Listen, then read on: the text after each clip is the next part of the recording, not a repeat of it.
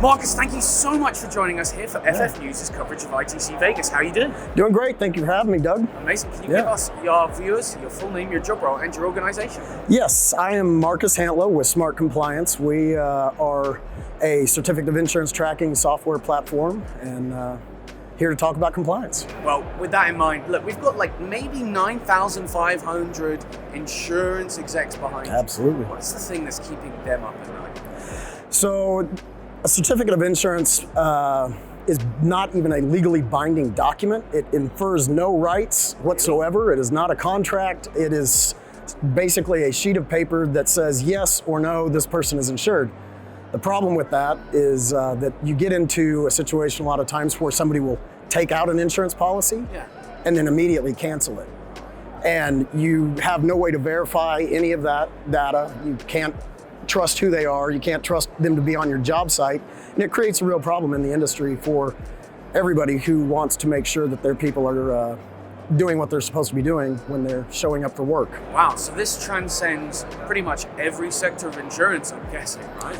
Absolutely, yeah. It is trucking, having licenses, property and management, Cord 27 forms, all of those same type of deal where it's, you can take out a policy and immediately cancel it. It's illegal. You're not supposed to do it, but it happens all of the time. So where do you guys fit into this? So our software was created with taking a certificate of insurance, stripping out the data into a machine readable format, and putting it back together where they can, in as near real time as possible, verify who somebody is when they show up to do a given duty as a subcontractor on a job site or a vendor.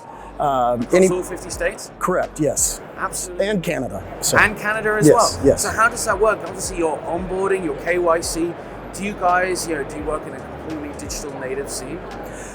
Entirely, yes. It's all software based. It's cloud driven. We don't do anything on-prem, and simple username and password gets them in and lets them do that.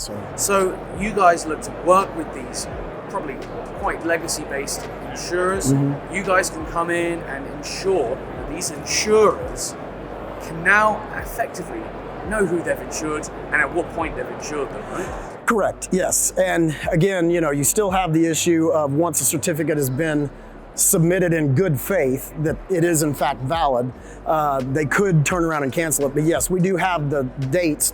Our software goes through and strips out that data using optical character recognition to allow the system to see the coverage levels, the additional insureds, the dates of validity, easily searchable format. They can get in and see any of that data that they need to. Absolutely amazing. Now, Marcus, let's learn a bit more about yourself. How did you get into the insurance industry? How did you get into compliance? Are you a lawyer? No, I actually owned my own business for 15 years and sold it off, and one of my clients is now my CEO, hired me to come on and run his marketing and sales team, and it's not something I ever went through college thinking I'm going to end up in insurance one day. I really love this. It's strictly just something that fell into my lap, and I've enjoyed it, and it's been a great experience. Amazing. So. Now, okay, that's why I want your insights then. You're obviously in the industry now, but you've had some insights on the way up. Where is insurance going? And really, it's such an actuarial risk management-based industry. Sure. Is the regulations, is compliance always going to be the thing chasing innovation? So we started off with Web 1, which was file server permissions, read, write, and execute, right? We're all familiar with computer lingo and things like that. And you get into Web 1, which was basically read only. You've got an online document, a brochure about your company, if you will. You can't interact with it. You can't do chat. You can't do a web form. It's just strictly information for informational purposes only. From there, you go to Web 2.0, which is kind of where we are today on the tail end of, and that was the read and write. You can get in, you can interact with the web brochure, and you can do chat bots and web forms and things. Where we're going is the Web 3.0, which is read, write, and execute.